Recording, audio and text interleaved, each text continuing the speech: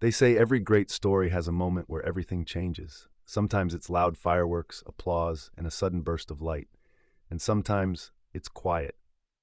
Door opening, a single pair of heels clicking against marble floors, heads turning, conversations pausing, and eyes widening not because of fame or money or power, but because someone walked in with a dignity so powerful it silenced the room. That's what happened the night Clarissa Hughes, a black woman who cleaned offices by day and raised her grandson by night, stepped into the most extravagant charity gala in the city. She wasn't supposed to be there, not in their eyes, but she was invited as a joke of a cruel, thoughtless rich man's prank. But that night, she didn't just show up. She arrived like a queen who had been royalty all along, just that no one else had been wise enough to notice. Clarissa Hughes's life had never been simple. She was born in a small southern town where she grew up in the shadow of segregation's last ugly years. Her father was a bricklayer who worked sunup to sundown with his hands calloused and cracked. Her mother was the kind of woman who could make a single loaf of bread last an entire week without a soul going hungry. Clarissa learned young that life didn't hand you much, but if you carried yourself with respect, even when no one else offered it, you could make it through storms and other people couldn't survive.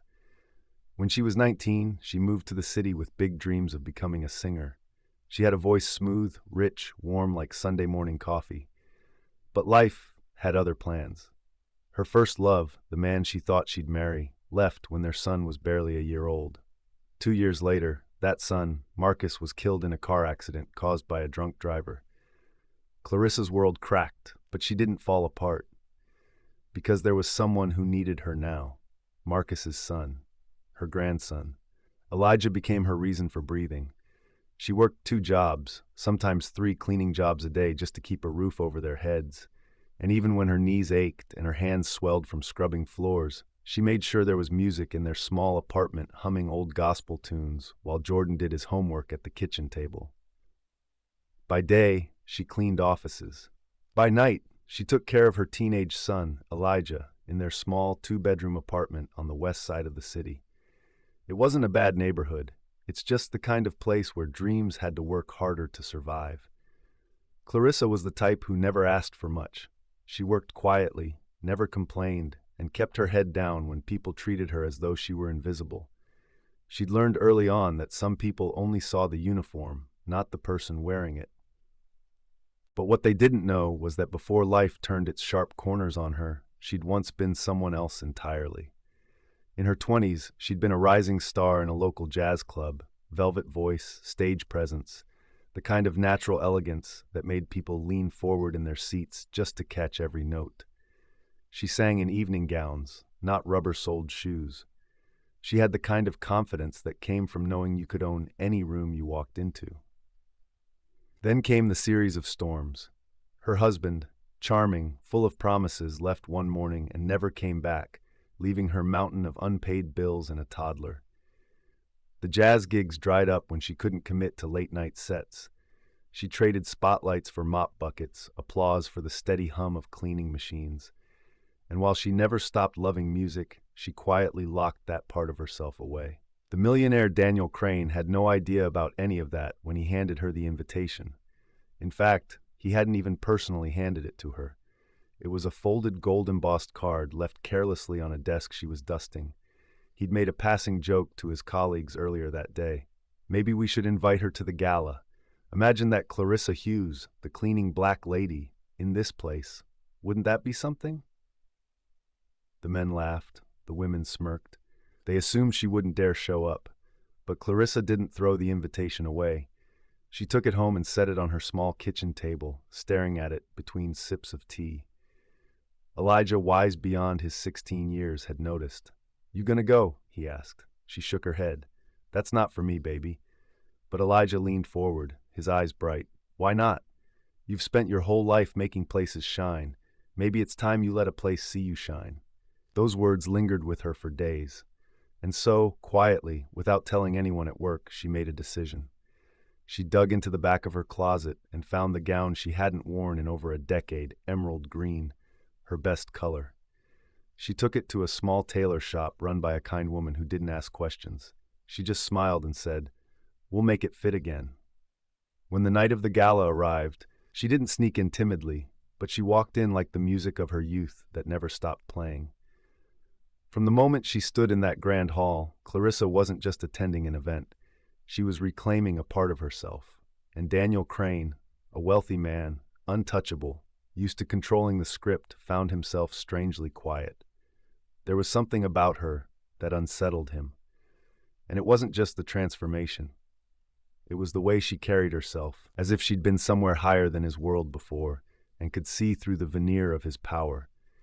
He didn't know it yet, but this night would challenge him in ways money couldn't fix. Because before the night was over, Clarissa Hughes would do more than turn heads. She would stand in front of the entire room, take a microphone, and remind every single person there what true dignity looks like.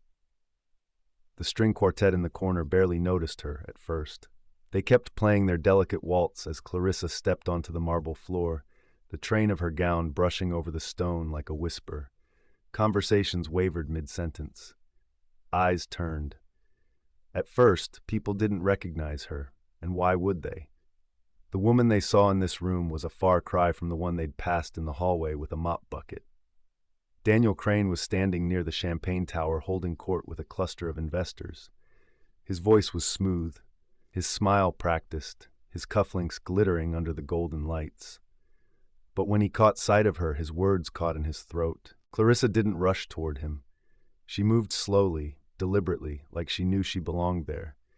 She smiled politely at the women in diamond necklaces, at the men in tailored suits, and when she passed a group of servers, she gave them a nod of acknowledgement that made one of them straighten up, eyes wide. When she finally reached Daniel, he blinked twice, masking his surprise with a laugh. "Well, Clarissa Hughes, I didn't think you'd come." Her smile didn't falter. The invitation said formal attire. "I thought I'd take you at your word." There was a ripple of murmurs around them. Some people smirked, thinking this was all part of some joke. Others tilted their heads, curiosity piqued. Daniel gestured toward the champagne. "Care for a drink?" "Not yet," she said, her voice soft but steady. "I'd like to look around first, take in the view." And she was wandering the room like she was exploring a memory. The chandeliers, the polished floors, the scent of fresh flowers, each detail pulling her back to the nights when she'd been the one under the spotlight, not the cleaning lights. But she wasn't here to wallow in nostalgia. She was here to show them something. It started small. She spoke to the servers by name she'd learned from months of cleaning offices and kitchens alongside them. She complimented the pianist on his touch, the chef on his seasoning. She laughed easily with the coat check attendant, making him feel like the most important man in the room. It was a shift so subtle that Daniel didn't notice at first. The atmosphere was changing. People were no longer laughing at her. They were being drawn to her. Then came the moment that changed everything.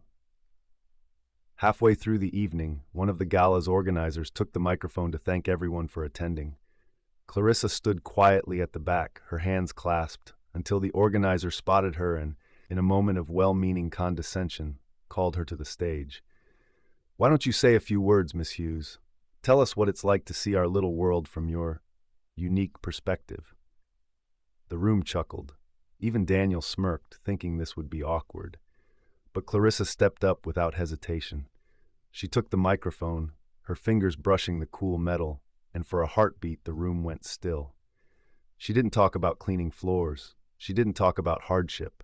She talked about people, about the kindness of a black janitor who once gave her son his first bicycle, about the strength of the black receptionist who was battling cancer but still showed up with a smile, about the quiet dignity in everyday work, and how some of the most extraordinary people in the world don't have titles or fortunes, but they have character.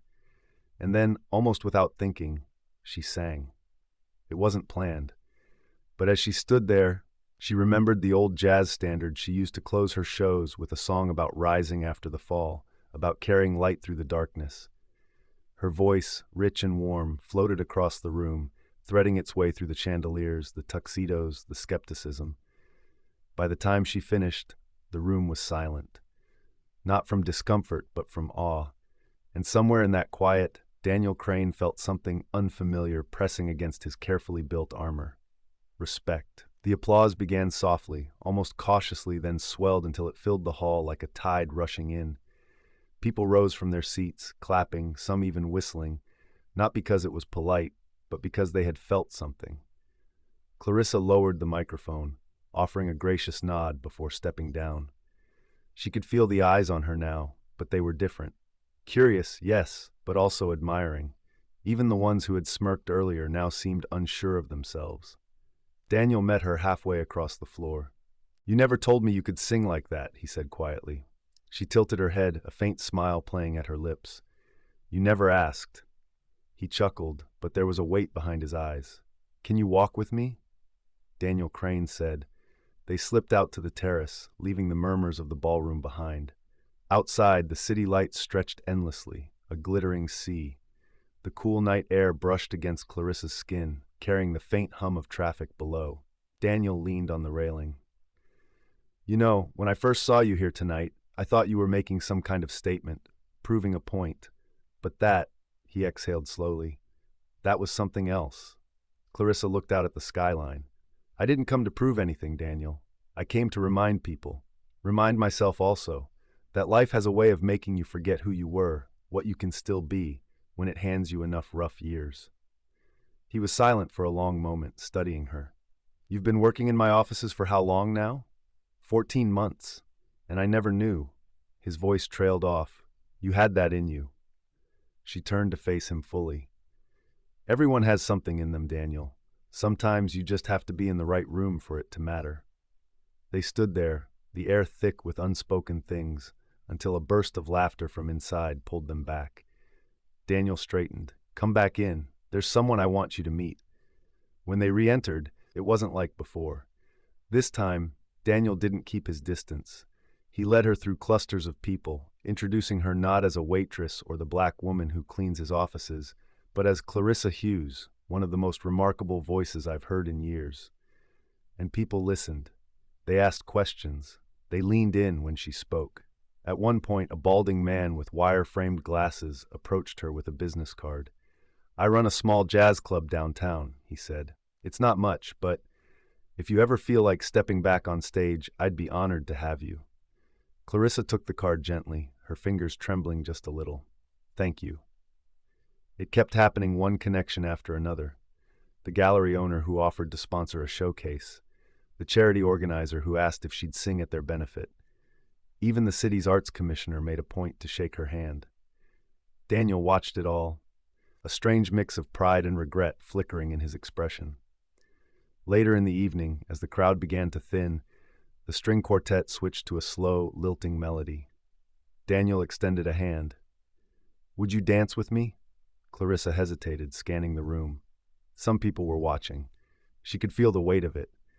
But then she remembered the nights she'd danced until sunrise before the years had stolen her spark. She slipped her hand into his. They moved together across the floor, her dress swaying, his grip steady. For a moment, the years, the labels, the judgments, all of it fell away. It was just music, movement, and the quiet recognition of two lives brushing against each other in a way neither had expected. By the time she left the gala, the city air felt different, lighter. She walked to the bus stop with the business card still in her hand, the sound of applause still echoing in her mind. She knew the road ahead wouldn't magically erase the struggles. Bills would still come. Shifts would still be long.